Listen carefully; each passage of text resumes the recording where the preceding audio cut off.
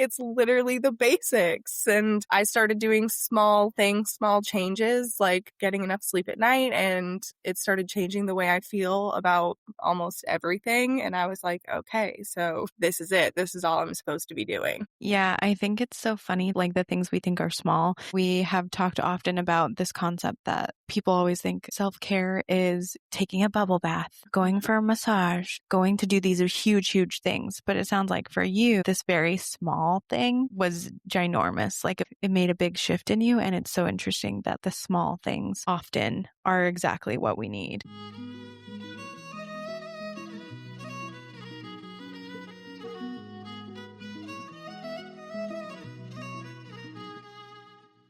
Welcome to the Feminine Alchemy podcast, where we explore the truth about the feminine, the peaceful, the wild, and the visceral. I'm your host, J.N. Behringer, joined by my co-hosts, Julie Dean Richards and Kaylee Rose. Each week, we explore the deep mysteries of the feminine and help listeners apply them to their daily lives in a practical way. Join us to unlock the hidden wisdoms your soul has been waiting for.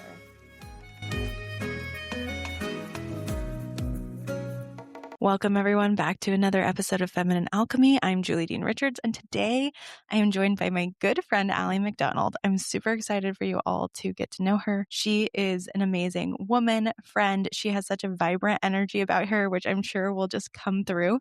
But let me tell you a little bit more about Allie so you can get a flavor of what we're going to be talking about today. So my friend, Allie MacDonald, is a salon leader by day and self-care devotee by night, blending grounded leadership and a touch of woo-woo. After hitting burnout in the beauty industry, she stripped things back to the basics, simple rituals, routines, and practices that keep her energy steady and her spirit aligned. Now she shares how self-leadership through self-care helps salon leaders and service-based professionals show up as their highest selves. Okay, Allie, say hi. Hi, thank you for having me. I'm so happy to be here. Well, I feel so lucky to have you here. Allie and I met at a retreat, and she is just so fun, so vibrant. So after that bio, of course, we want to hear more about your story, about a very relatable topic, which is the burnout. Like, how did we get here? How do we get to self-care? Tell us everything about you. Man. So I have spent my whole career in service-based industries. I was a bartender for far too long. I worked every role I could in a restaurant. I got there, I did it for a long time, and then I needed a change. And so I decided on aesthetics. I decided on skincare. I wanted to help people. And I loved it, but it was still service-based. I'm not only talking to people all day, but I was touching people all day, which like the transfer of energy is real. And I was so tired all the time. And then COVID happened and it was time to kind of shift my career. I didn't want to leave the beauty industry. I loved it. I started working front desk, worked my way into management, and now I'm leading people. So I work at a salon in Raleigh, North Carolina. It's currently 17 women on this team that I manage, which is insane to think about because when I started 3 years ago, I was managing 5. So there's a lot of things happening and there's a lot of ups and downs, a lot of busy seasons, slower seasons, but it's like constant managing of emotions. And at the start of it, even with just those 5 girls on my team, I was exhausted all the time. And I didn't know what was wrong with me. I thought it was all the outside factors. I thought it was everything else. And I mean, that was definitely part of it. But I realized when I actually sat down and asked my body, I was like, so what is going on? Why are we so tired? Why all of these things? And then I realized I'm not getting my 8 hours of sleep. I'm not eating the most nutritious meals, or I'm just shoving something down my throat halfway through my busy day, not drinking enough water, not connecting with myself on this deeper level, just kind of coming and mindlessly scrolling on my phone, binge watching a series, whatever it may be. And I just realized, damn, girl, we're not taking care of ourselves. It's literally the basics. And I started doing small things, small changes, like getting enough sleep at night. And it started changing the way way I feel about almost everything. And I was like, okay, so this is it. This is all I'm supposed to be doing. Yeah, I think it's so funny, like the things we think are small. We have an episode on here called Real Raw Self-Care. So if you haven't listened to that one, go back. But we have talked often about this concept that people always think self-care is taking a bubble bath, going for a massage, going to do these huge, huge things. But it sounds like for you, this very small thing was ginormous. Like it made a big shift in you. And it's so interesting that the small things often are exactly what we need. Yeah, I thought I had to spend all this money. And I kept telling myself, well, I don't have the money to do that, or I don't have the time to do that. I kept making every excuse in the book, but then it was just like, no, it's actually pretty free to sit down and meditate for 5 minutes, sit down and have a healthier meal rather than going to McDonald's, because that just feels what's quickest. And I realized I was just putting these walls up for all of the basic things. And I mean, you have to think, I know my mom has told me since the beginning of time, eat your vegetables, drink your water, all of these things. And I think those little things we do just kind of take for granted, because it truly is that simple at the end of the day. Yeah, I guess I shouldn't say small things because sometimes it is a big deal to get 8 hours of sleep. Like for some people, it's very difficult, especially if you have animals or small children, or just, a myriad of things can stop you from sleeping well. So it is a big thing, but also like you're talking about those basics of, are you just getting enough water? Are you hungry? And it's interesting because I was just in a situation with a friend where she was having difficulty with some intrusive thoughts, and she was like, I don't know if I'm spiraling. I don't know what's happening. And my first question was, when was the last time you got some sunlight? When did you go outside? What have you eaten today? Like, what are the things you've eaten? Have you slept? And it was interesting to watch the shift that as she implemented those things that we see as basic or small, how something that was so paralyzing for her became totally normalized very quickly. And so sometimes I think we underestimate the power of going back to the basics, and that is what self-care really is. So you said you started with asking your body. Can we talk about that concept, like of talking to your body? I would love to hear that journey for you. Like, what does that look like? I've done a lot of work, and I'm not great at it, of trying to listen to my head versus my gut. I know that a woman's intuition is like our first way to kind of reconnect with ourselves. That's something that I've known for a long time, and I've always kind of trusted my gut, and then I kind of stopped trusting it and things started to shift for me. So I know when I'm getting to a place of like, I can kind of feel myself draining. I'm finding myself scrolling a lot more on social media and all of those things, that I'm avoiding something that's going on. And so for me, I always have to sit in a quiet space and I ask my body, and it's the first thought that comes to my head that feels like it's from my gut. And I don't know how to fully explain it. But when you get that, like, it truly is just that feeling that you can feel it in your stomach. And I think when you actually sit down and concentrate, and it doesn't have to be something long where you just take a couple deep breaths, you really do tune in with your body a bit more to where you can differentiate those things. And I think it's just been something that I've done for myself for the last couple years, to be honest. I forget where I originally learned the concept from, but I was a dancer for most of my life. So I was always very connected to my body. When I stopped dancing, I felt disconnected. And when I started doing research on how do I get this back, that was kind of the first thing that stuck with me, at least. Maybe not the very first thing I learned, but it's the first thing that really stuck with me. And every time I ask my body what I need, sometimes it really is just, you need a glass of freaking water. You need a glass of water. You need to go put your face in the sun. You need to take a breath of actual fresh air, go outside, be in nature. So it's never anything super wild, but it really does just come to my head, and it's just there, but I know that it's right. Does that make sense? Completely. Yeah. And I was curious if someone wasn't used to this, right? Because you said you had to reconnect with your body.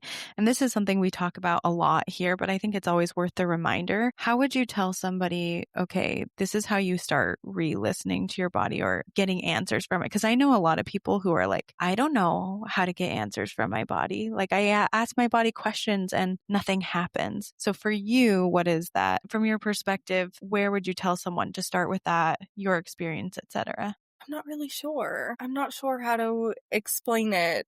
I wish I had a better way of kind of reframing it for somebody who maybe already isn't there.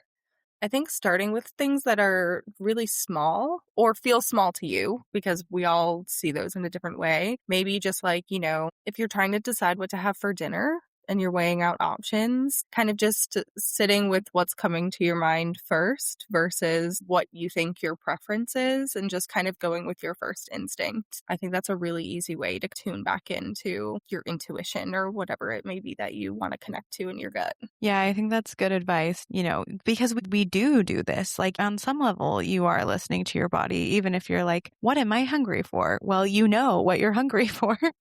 And I think that can apply to reconnecting with your body and asking it other questions as well. Something that's worked really well for me is just writing down the first thing that comes to my head and just going for it regardless of, because I think the big hurdle is getting over, this is strange. Am I just making this up or is this real? And what's happening? And I think overcoming that hurdle is really just, you just have to follow it. You just have to find out, like you just have to try it and see so that you can trust your body more. So I love that as a first starting point. As far as bringing these routines, because on your Instagram, if people don't follow Allie, you should, because she shows her routines. She shows how she does these things each day. We're all busy. We're in the thick of it. How does someone implement these routines? Let's talk a little bit about the routines you implement, things like that.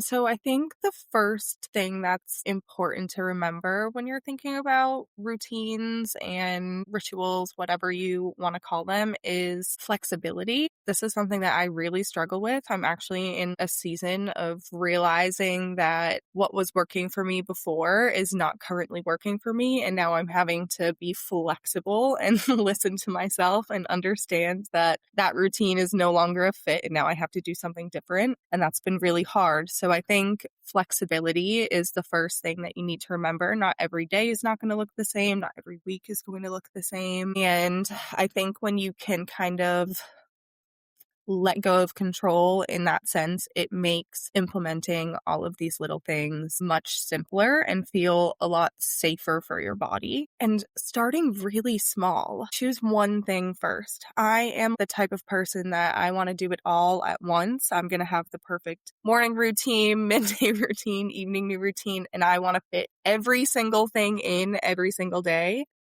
That itself caused even more burnout. And that's kind of where I'm at now. It's like I've found all these things that I love to implement into my life and I want to do them every single day, but that's just not feasible. And I have to be okay with that. So you have to be okay with knowing that not everything is going to work every single day, and choosing just one thing is enough. And starting small is enough as well. The more small things that you add in, the easier it's going to be over time. And it's a lot safer to build that rather than to just dive right into it. I did create a self-care menu that is supposed to kind of help with that. So when I am feeling in a place of chaos, I start with kind of breaking down the things that I know make me feel really good. And I break them down into sections. So I have my starters, which are things that are going to be 10 minutes or less. This can be just like sitting down and taking a couple deep breaths. I like to take my dog out. I live on the third floor of my apartment. So it's a really quick, easy way for me to get outside and get a little fresh air, get him comfortable. It takes 5 minutes or less, unless he really wants to sniff around, But another one for me for starters, my 10 minutes or less is a quick meditation. I love just like a 5-minute connection with myself. And then we have sides. These are things that can be habit stacked with other things. So I love to put my legs up on a wall. And with that, half the time I'll either plan some content if I have to get some stuff posted, or I'll read my book. Things that you can kind of pair with one another. And then entrees are 30 minutes, a little bit more deeper, a little bit more nourishing. So this is going to be your 30-minute meditation. Maybe you do a whole yoga flow. Maybe you're taking a bit longer of a walk and things like that. And then desserts, so like treats for yourself, 15 to 30 minutes. This is like my break at work. This is when I step away from all of my technology and I go for a lap around the building. Stuff that doesn't take too long, but still feels really good for you, like a cookie, So I think when you break it up into ways that you can kind of like What's things that you can squeeze into your day? What's something that takes only 5 minutes? What's something that you can do in 30 seconds when you're just needing a reset? Maybe it's just those really deep belly breaths. I know that's something for me that's really resetting. But it is really just starting small and then adding on to and honoring your schedule. You're not always going to have time to take the 45-minute bubble bath or the everything shower, and that's okay.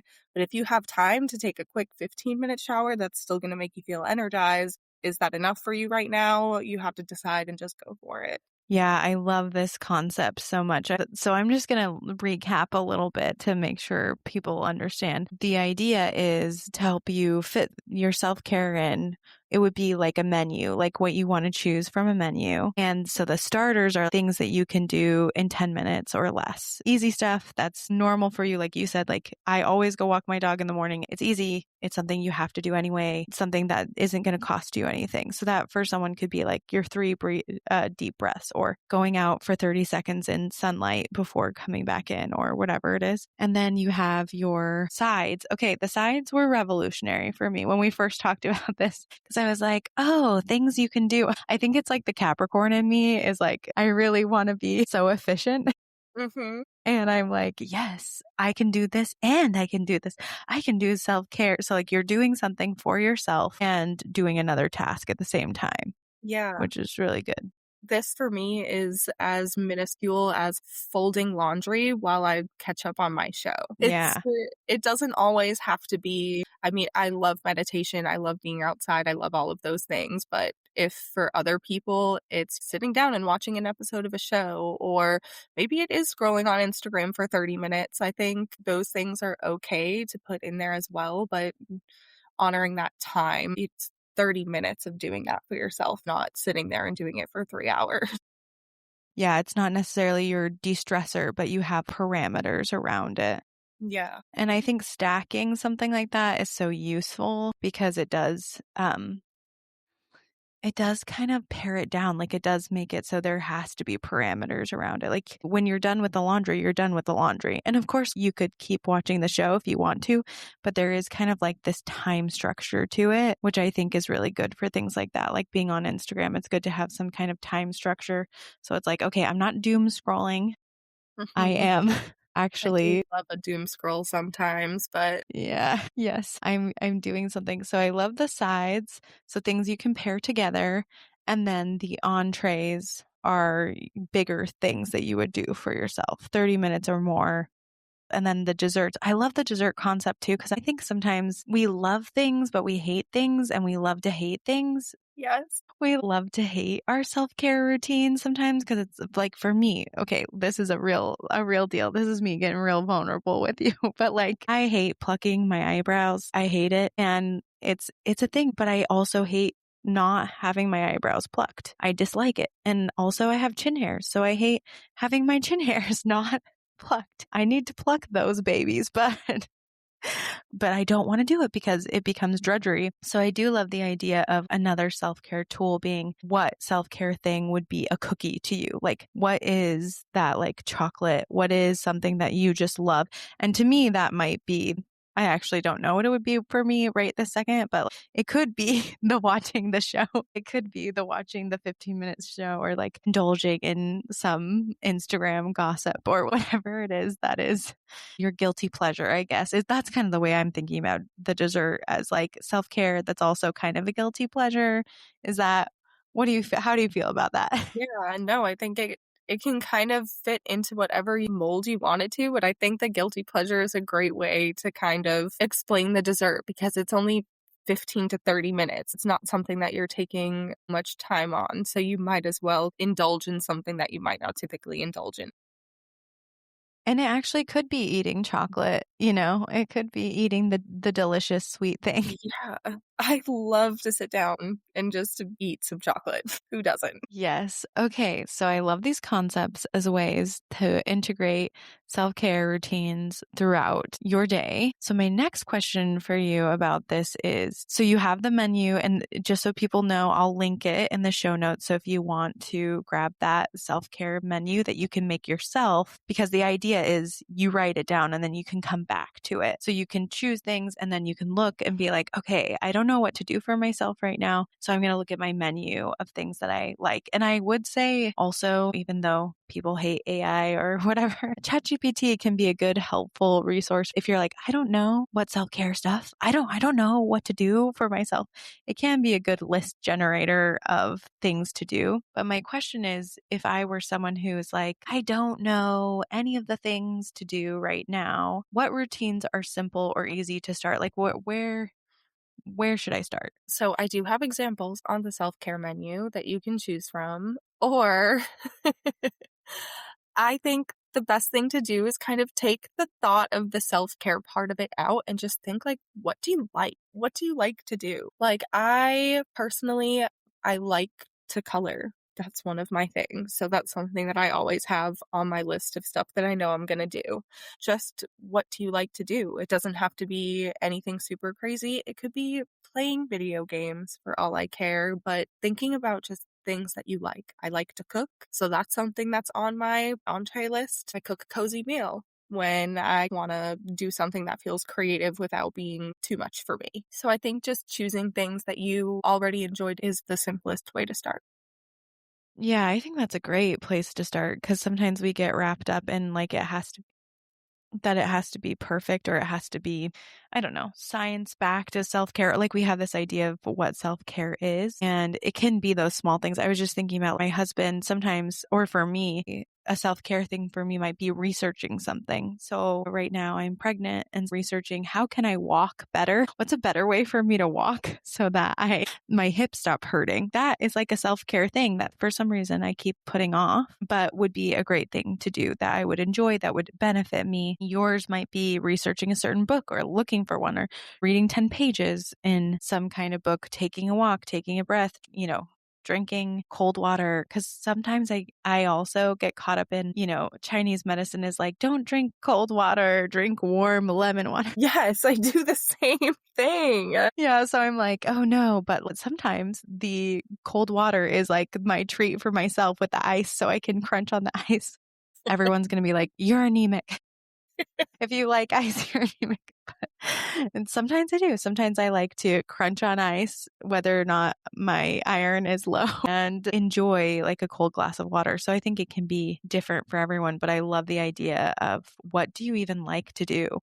And for some people, that's a really hard question. I know for me, that's something I'm still kind of figuring out. Like, what does this version of myself like to do outside of just getting outside and going for walks, going to work, doing all of my normal things? But it also gives you a really good opportunity to explore things that you may not have explored before that you might just find that you enjoy. Yeah, I think that's a really good point. And it can be maybe you don't think you like to ride a bike, but maybe you do, that maybe this is exploring for you. And that's what you put on your menu is explore a new thing to see if I enjoy it, explore something I might enjoy. I do want to put in a caveat too that, of course, if self-care is emotional work as well, and Mhm. sometimes that's the stuff that I was talking about. Like we love it, but we hate it and we love to hate it. And doing the shadow work, doing the deep emotional work, just so you know, that is also self-care. So if you've been doing that and you need a break from your self-care, you can give yourself self-care for your self-care. I love that. Yeah, self-care isn't always the prettiest thing to do either. I think that's an important thing. Sometimes it is doing that daunting task that you know you have to touch, but you don't really want to. Yeah, like I think on the entree, I was thinking about journaling. Journaling is so key. And it's another one of those things that we're like, sometimes it's drudgery for us, or it seems so hard to get the journal out and the pen out. But all of that is deep self care, which I guess the point of this is there's no wrong way to do self care, but just to be open to what do you like? What do you need? And then pairing it up with, like Allie has in her menu, pairing it up with other things that are good for you or that you need to do, but you have a harder time fitting into your day. One thing I wanted to talk to you about, because you do talk about self-leadership, like becoming a leader through self-care. Can we talk about that? What does that mean to you? What have you been learning about leadership over this time? And I've seen you go to lots of events. It seems like you're always doing something. So let's talk about it. We have a lot of fun. We travel a lot of places. I feel really lucky to be in the rooms that I get put into, but being in those rooms is really, really intimidating sometimes, depending on who's in them with you. I always feel like there's just still so much to learn, but being in leadership is so, so difficult, and choosing to be a leader is really, really hard. It takes a lot of grit and it takes a lot of confidence, and those are things I really have not had, and have been actively doing things like putting myself in rooms that make me uncomfortable to get to this point of leadership. But I think the part of being a leader that they don't tell you about is how often you are holding on to other people's emotions. I'm holding space for people every single day from 9 to 5, whether it's a guest at our salon or it's a team member or who knows, whoever I'm interacting with, because it's always someone. The beauty industry is such a social job. And I never realized that. I was an extrovert. I became an introvert, and then I got the most extroverted job that I needed to have. And I did not realize how difficult it was to lead other people in the way that I needed to when I felt so depleted myself. I was like pouring from an empty cup. I wasn't doing the things like sleeping, eating, drinking water to take care of myself. And because of that, I was a shitty manager. If I can be completely honest, I was super reactive. I was not very pleasant to be around. I got really stressed really easily, and I took it out on pretty much everybody around me. I wasn't good at leading people because I wasn't good at taking care of myself. And how you take care of yourself really does pour into people. And then you have to think that in the industry that I'm in, I'm leading women that are leading other women. So these women are coming in to get their hair done from the girls that I'm leading. And if I'm being this negative cloud to them, they're becoming this negative cloud to their guests. And then just all of our beautiful pink salon that we have becomes this negative cloud. And that's not what we're about in any way. And so I just realized that I really did have to pour into myself as much as I was pouring into them. And it didn't have to be a big, extensive thing. I literally just had to take care of myself and get to a better mindset, a better place. And that's what self-care was for me. That's what's kind of pulled me out. And I'm definitely a stronger leader. I'm a more confident leader. I am still learning things that are uncomfortable about myself all the time.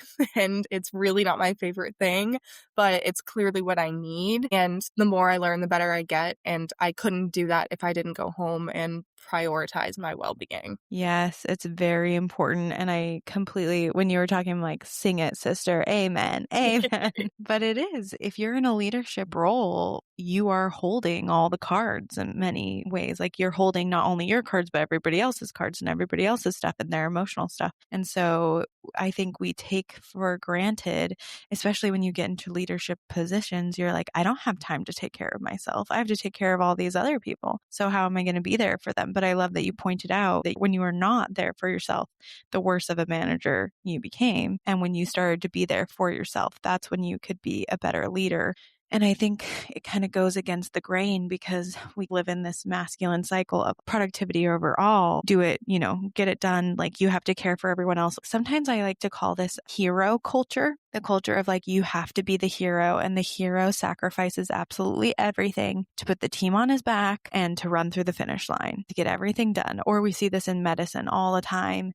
This, like, we don't have time to give people nutrition or things like that because we have to do it now, right? That's why shows like ER are so addicting to people, because they're that high energy adrenaline. It's the hero. The hero's got to put everything on the line. And it's interesting because in real life, that doesn't tend to pan out as far as leadership. So I love that you're taking more of this feminine approach of, no, we all need to take care of ourselves. But if I'm going to take care of you, I have to take care of myself. And this happens to mothers all the time. They always are feeling like, I have to give to all my kids, so I can't give to myself. And so I love that you're able to see the dividends of actually giving to yourself first. How has that changed your team or your perspective? I really think it's changed everything. It's not just changed me in my work life. I think it's changed me a lot in my personal life as well. Just realizing how masculine I am all the time, and working with this younger generation, they don't respond to that at all. And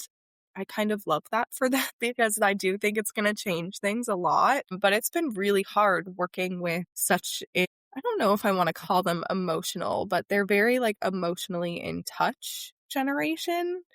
Um, and I am a very empathetic person. I feel all of the feelings around me, which has also been very hard and kind of why I had to put my bubble up of like, I need to take care of myself as well. But I always felt the empathy, but was taught to kind of lead with that. I feel like aggression isn't the right word, but it definitely feels more aggressive. So I feel like that's an okay term to use. But I'm really learning that I can lead with my empathy. There's healthy ways to do that. And I do think it's making me softer, even in ways that I haven't really fully wanted to be soft. It's also making me realize how much I want to lean into my femininity at home and with my partner and things like that. That's like opening up new conversations of what I would like in a relationship and things. And it's kind of just like making this really positive shift for everything for me. I love to hear that. I am curious because you do have so many emotions, and the younger generation scares me a lot. Teenagers, I'm like that song, My Chemical Romance song. First thing I thought of. It's so real. It's very real. But my question is, how when you're holding a lot of emotions, a lot of people, what are kind of your go-tos? And you said you feel everything too. So how do you can talk about the woo-woo stuff and the non-woo-woo stuff. I think both are important, but how do you keep those emotions like sliding off you? How do you let go of them? That's still something I'm really kind of perfecting for myself, but typically a walk. I have to take a break and take a walk outside halfway through my day. It's starting to get colder. I'm not sure how that's going to continue for me, but I'm just going to have to do it because I know it makes me feel good. But a walk, like stepping away, closing the office door and taking a couple deep breaths. I love a quick white light meditation where, light glowing from the inside out, just kind of that super cleansing feeling. I do cleanse myself after work every day with a little Palo Santo, that quick little, like, this energy doesn't belong to me type of thing. I would say that I am much more woo-woo than I am not when it comes to that. I feel like it's what works for me. It's just what makes me feel good. It's my good, like, transition from one energy to the next.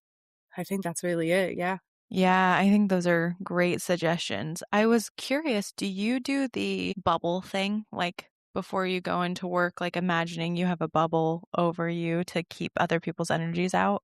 Yeah, I like to imagine the bubble and I like to think of it until the hammer that I imagine coming down on it is just bouncing off of it completely and it's not shaking. I feel like it takes a good like 10 minutes to get me there. That's actually a habit. I love that you brought that up because that's actually a habit that I had going really strong for a little while and then I stopped doing it and I really started to feel the difference and I only recently started picking that back up again in the last 2 weeks or so. Wow. Yeah.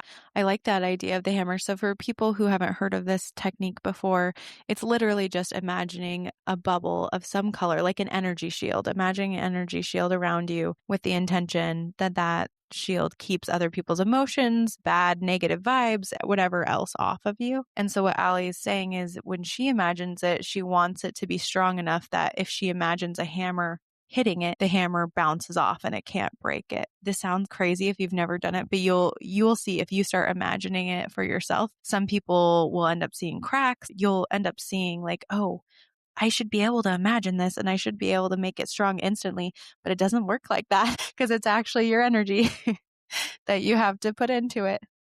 It takes practice and real mental fortitude to like, make the shield. And lots of people have different ideas of like what is a good color for that shield. Some people it's gold, some people it's pink, some people it's blue. So experimenting with that as well. But I find for me, and I often forget it, but for me as well, since I feel other people's emotions really powerfully, this tool is a really big one. Yeah, I picture mine almost like a bubble so that my light can shine out is how I speak it in my head. And it really does kind of look like a bubble in my imagery. It just like ripples when it gets hit and I'm not strong enough. Mm-hmm. Mm-hmm. So true. So it's like a clear bubble. You don't have color for it. Yeah, no.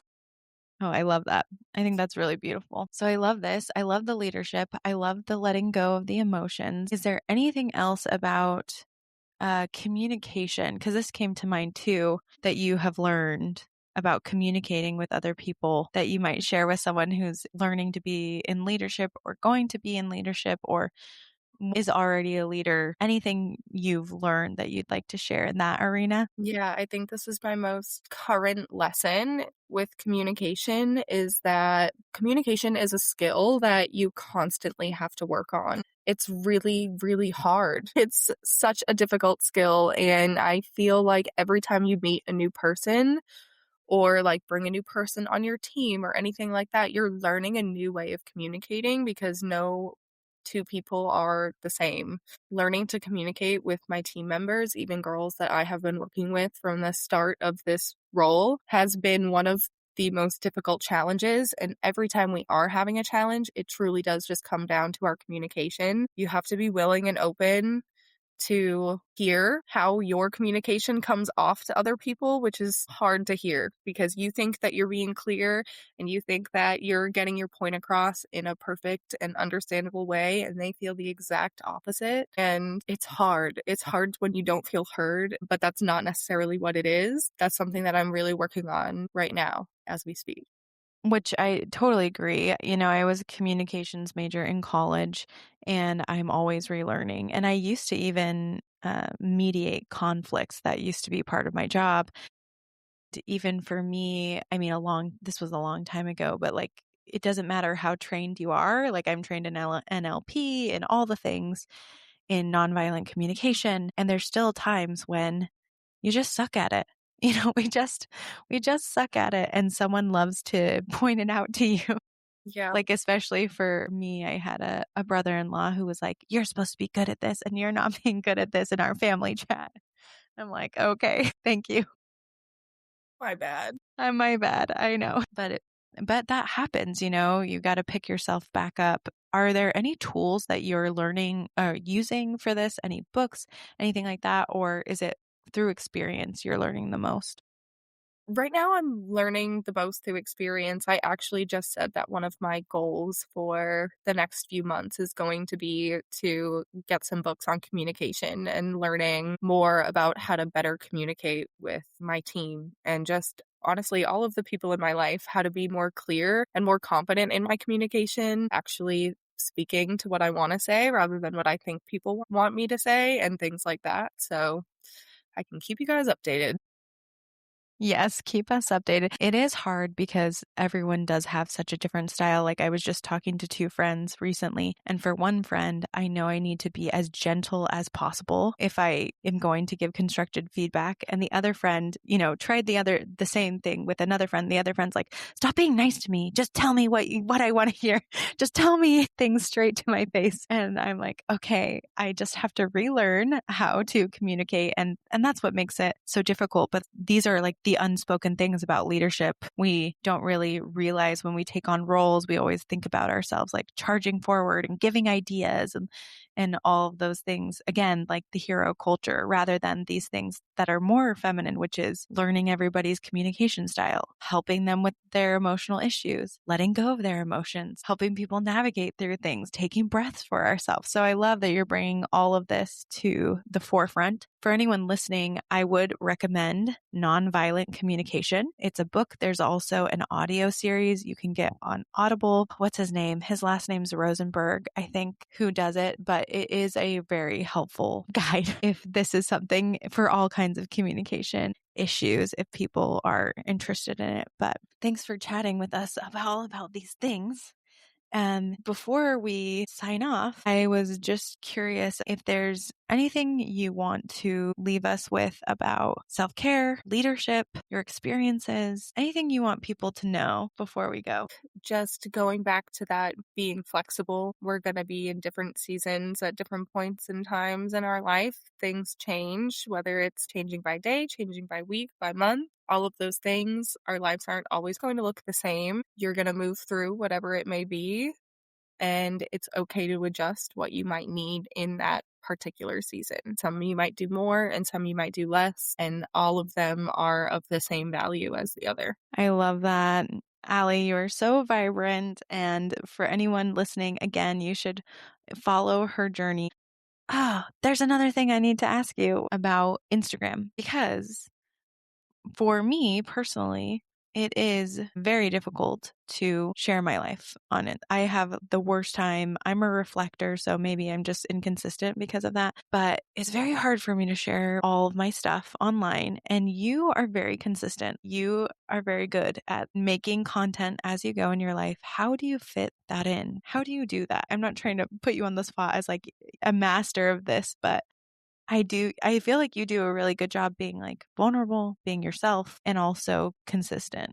Yeah, that actually means a lot to hear because I don't personally feel that I am consistent and things like that. I feel like I'm all over the place because I'm still trying to like find my voice and exactly what it is that I'm trying to speak on and things like that. But to be honest, the reason I started posting on Instagram so much was because it's a requirement on our team. If you're a stylist, you have to market yourself, and we have a requirement for how many posts you have to do each month. But it felt really hard for me to sit there and be like, you have to post this many times, and then have me not posting anything at all, even though I'm not selling a service. I can post about things. So that kind of kickstarted everything for me. And then I'm really wishy-washy. So sometimes I'm really good about, I'll plan my content on Saturday, I'll shoot any B-roll or like get together any of my videos and stuff that I want to use on Sunday, and then I kind of just post throughout the week. Sometimes I'll pre-plan my captions. Sometimes I'm just asking ChatGPT on the fly to help me put a caption together. I've trained it well. It knows my voice, so it's really easy for us now to put something together. But I feel like at first I thought it really had to be structured, and I realized I'm not trying to like go viral by any means, but I like to grow a following and, build a community of people that I can help. Absolutely. But I don't need 1 million followers to do that. So I don't look to have this super clean cut feed, which is what everybody says that you should have to grow an Instagram properly. I truly just post like what I want and when I want and what I'm actively doing in my life. So I think that's what kind of makes it easy, just because I'm like, oh, I'm doing this right now. I can reflect on this and talk about why this is helping me in this moment. But it's kind of back and forth and up and down. And I've honestly been trying to get going for about 2.5 years now. And I feel like this is the most I've ever posted consistently in these last 6 months. So I think it's also a journey. And again, that flexibility and knowing that you're not always going to be posting about the same things. It's okay to change what you're posting about. It's okay to change your mind. I think that's something that people should really get down with. Not everybody might like it, but honestly, at the end of the day, it's your page. I think unless you're trying to reach that 1 million following, just posting what you want when you want is okay and actually a lot more authentic than the person who's all planned out. Yeah, that's what I was going to say about you, because I feel like you're very authentic and your posts come off very authentic, which is why I wanted to ask about doing that, and that you find time to do it within your day, which for me, I should find time. I have lots of video content and I just never put it on there. Anybody who follows me knows this. Like, I go in these giant spurts, but it's good to hear that. And I think that's beautiful. Being flexible, being you is really what it comes down to, is what it sounds like. Yeah, I started like a 30-day challenge where I was like 30 days of showing up. I need to get my life together, all of this stuff. I think I hit day 7 and then I actually got sick. I had COVID for the first time ever, which is crazy. And I fell off, and then I was like, well, what am I going to do about this 30-day challenge? And then I was like, I wasn't even having fun doing this. Like, it started out fun. It started out like a good idea. And then I was literally just forcing myself to do something and post something, and it wasn't fun. So I think also not being afraid, like, I'm going to go post something and just be like, so I failed my 30-day challenge. That's going to be it. I think people just want to connect with people that feel like real humans to them, and real humans aren't perfect. So just show your imperfection as much as you can, I love that. I think that's beautiful. And I think that's a perfect way to wrap up this episode about self-care and self-leadership. It's you're going to be imperfect. People are imperfect. Just be flexible, squeeze in what you can when you can, and give yourself grace. Yeah, that's the biggest one and the hardest part, to be honest. Yeah, definitely is the hardest part. But it seems like there are ways to do it. Like Allie said, check out her menu, check out her Instagram. Tell us where we can find you, Allie. My Instagram is _ Allie, ALLI, MacDonald, the Scottish version. So it's MacDonald. I love it. Got some Scottish blood in you. Yeah, so we will have Allie's links in the show notes as well. But thank you, everyone, for being here with us. Thank you, Allie, for sharing yourself, your presence, your vibrance, and your authenticity. We love it here. And for everybody at home, we will be chatting with you next week. Bye-bye.